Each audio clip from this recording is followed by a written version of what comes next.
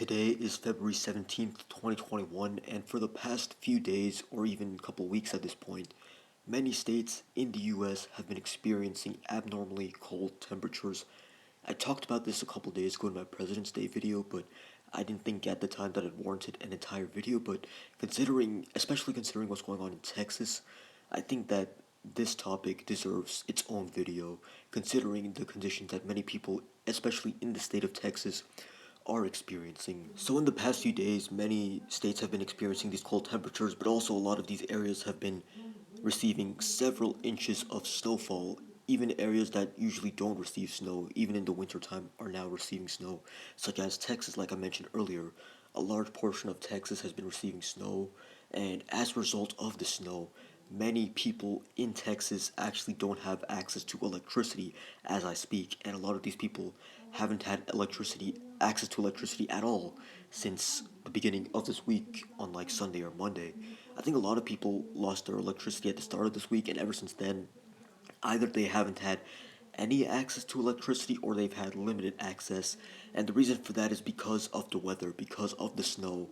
And because Texas isn't really prepared for these kinds of weather conditions, Texas usually doesn't receive snow. This is the first time in many years that they've received a substantial amount of snow. And because of all the snow and because of the cold temperatures, a lot of households weren't able to receive electricity because the infrastructure in Texas wasn't able to withstand these extreme weather conditions. Because normally Texas doesn't dip even below 30 degrees, let alone below 20 or even below 10 degrees. Some areas of Texas even went below 0 degrees Fahrenheit. I don't know the exact conversion to Celsius, but 0 degrees Fahrenheit is pretty cold, especially for Texas. And because Texas and its infrastructure is not used to these weather conditions, it wasn't able to withstand these conditions, and many people, as a result, did not have access to electricity and still don't have access to electricity. So, a lot of families aren't able to support themselves, they aren't able to receive adequate heating because the thermostat doesn't work, and many other negative consequences have come from this. Another consequence of this is that many people can't access the internet any longer. What exactly caused these extreme weather conditions though? Because normally, Texas especially doesn't receive these sorts of temperatures. Normally, Texas doesn't dip below 20 degrees in the winter, let alone below 0 degrees, which happened in some parts of Texas. The reason why these extreme weather conditions took place, it wasn't just in Texas, so in many states, but Texas was affected especially badly because their infrastructure wasn't able to adapt to the cold temperatures, and I'm going to talk about that in a bit. But the reason for these cold temperatures and for all this snow is because of two winter storms. The first one was Winter Storm Uri, which mainly took place earlier this week. That was the first wave I was talking about. It took place mainly on February 14th and 15th, Winter Storm Uri. So, Winter Storm Uri was the first major winter storm that affected a lot of these states in the United States, especially Texas, though that's when February 14th and 15th is when a lot of people started losing power in Texas. But a second winter storm more recently came around and affected a lot of states pretty badly, especially Texas, because many people in Texas still don't have access to electricity. This was Winter Storm Viola. Now, this took place since February 15th and it's still going on. Both winter storms are still going on, both Uri and Viola, they're still going on, but at this point, Viola is the one that's causing more damage because I think Uri is mostly done, but Viola is still going on and it's still pretty bad. Even after these winter storms clear up and the snow starts to melt, I think that the electricity is still going to take a while to come back to many Texas households. Let's talk about that now. Let's talk about the electricity situation and why many families in Texas don't have access to electricity. Like I said, the Texas infrastructure was not prepared for these weather conditions. They weren't prepared for the 20-degree weather. They weren't prepared for the below 20-degree weather, for that matter. They weren't prepared for this much snowfall because usually they don't receive any snow even in the wintertime. I mean, this is the state that has temperatures above 100 degrees in the summer, so the fact that they're now receiving temperatures below 20 degrees into winter, that just shows how variable the temperature is in Texas. To see why exactly, though, it's specifically Texas that's dealing with these issues with lack of electricity access and not like the neighboring states such as Oklahoma and Louisiana and Arkansas, because many of these states around Texas are also experiencing a lot of snow, even when they normally don't experience snowfall in the wintertime. But The reason why Texas specifically is having a giant issue with this is because of the electricity grids and the distribution of them.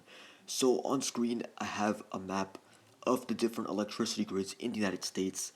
As you can see, there are three major electricity grids. One of them covers a lot of the western states in the United States, and the second one covers the eastern states in the United States. The portion of the US shaded in yellow, that's the area covered by the western grid.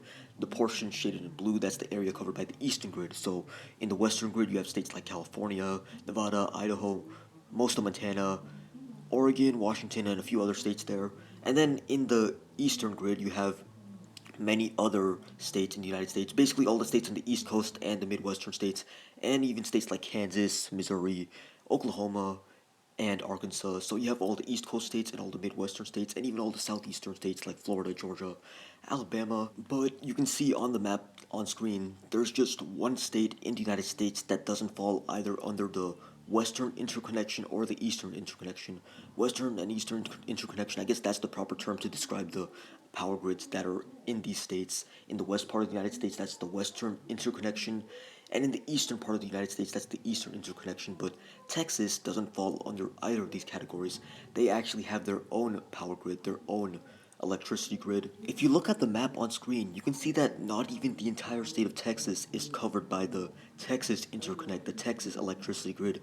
Parts of the state are covered by either the Western Interconnect or the Eastern Interconnect. For example, the city of El Paso, a city with over 500,000 people, that's covered by the Western Interconnect. So the Texas Interconnect, the Texas power grid, doesn't even cover the entire state, but it covers Dallas, for example, and Austin and San Antonio. These are three states with over 500,000 people. I believe Dallas and San Antonio each have over 1 million people. All of these areas of Texas, all the regions of Texas that fall under the Texas Interconnect, these are all covered by an electric company called the Electric Reliability Council of Texas. So this is the corporation that manages the power grid in Texas specifically. Now, Texas is the only state in the United States that has its own power grid, like I said earlier. Now, all these areas of Texas that fall under the Texas Interconnect, these are all covered by an electric company called the Energy Reliability Council of Texas, or ERCOT for short. Now, ERCOT is the corporation that controls the power grids in the state of Texas, at least in the parts of Texas that fall under the Texas Interconnect. So, all of the green on the map, all parts of the map that are shaded in green on the map, that's what's controlled by ERCOT. Now, ERCOT was not prepared for what was going to happen this winter. They weren't prepared for these sorts of temperatures, this sort of weather. They weren't prepared for snowfall or below 20-degree temperatures. And because of their lack of preparation for these sorts of extreme conditions, they weren't prepared for all of these power outages like the ones that's been happening in the past few days and are still happening at this point in time. And because of their lack of preparation, a lot of people now don't have access to electricity. A lot of people don't have access to the internet, don't have access to even the lights. And also because of this bad weather, a lot of people can't even go to a nearby hotel or someone else's house nearby. Like I said, in many areas of Texas, they received a lot of snowfall, and as a result, all the roads got really icy, and because of that, because of these icy roads, just driving on them is pretty dangerous.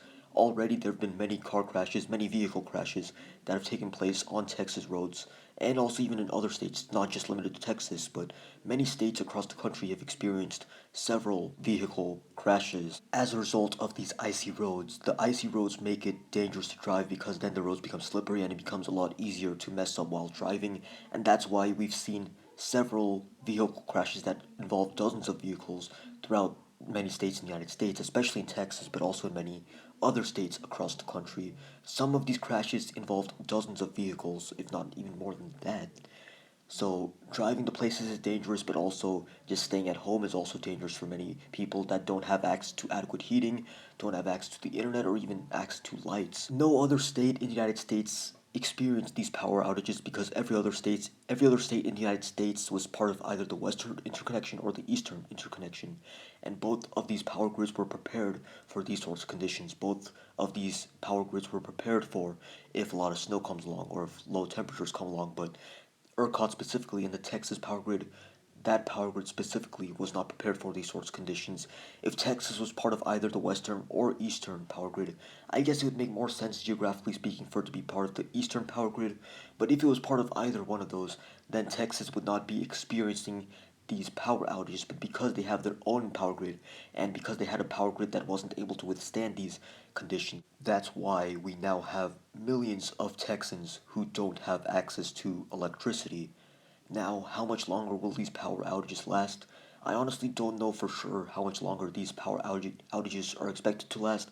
I'm pretty certain, though, that it's going to be at least a couple more days where many people across the state of Texas are going to have to deal with these power outages.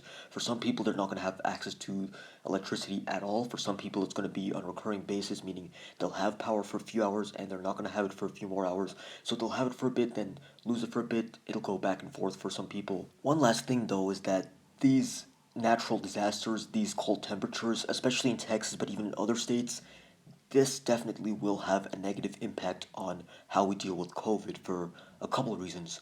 The first reason is that fewer vaccines will be given out in the upcoming days. Already in the past few days, fewer vaccines have been given to people because in many of these states and in many parts of these states, it is pretty dangerous to drive to the vaccine clinics to get the vaccine because of how icy the roads are. So fewer people in the past few days have been receiving these vaccines, especially in states that have received a lot of snow and have very icy roads. These states have not had a lot of people receive their vaccines recently, and I believe that that's what's going to happen in the upcoming days. Second thing is that it's a lot harder to worry about COVID when you already have to deal with lack of electricity and you have to deal with staying warm. So for a lot of people, they're going to end up going to other people's houses or they're going to end up staying at a hotel. And for these people, COVID is not at the top of their mind, and for good reason, because they have to worry about having access to electricity, being able to stay warm, being able to feed themselves. It would make sense why these people aren't going to think about COVID as a top priority, but as a result, more people are probably going to get COVID in the upcoming days. In the past few days, I would imagine that not a lot of people have tested positive for COVID 19 in these states because of the fact that not a lot of people have gotten tested because of how icy the roads are. Not a lot of people have had the time or had the ability to drive to these testing sites and been able to get themselves tested because of how icy the roads are and because of how dangerous it is to drive on these roads. Like I said, I don't know how much longer these power outages will last. I don't know how much longer it is until ERCOT can start getting reliable electricity access to all of these households in the state of Texas that currently do not have access to electricity. Today is currently Wednesday, but I'm hoping that by the end of this week, most of the households in the state of Texas that currently don't have electricity access will be able to receive reliable access to electricity by the end of this week, meaning in the next few days they will regain access to electricity.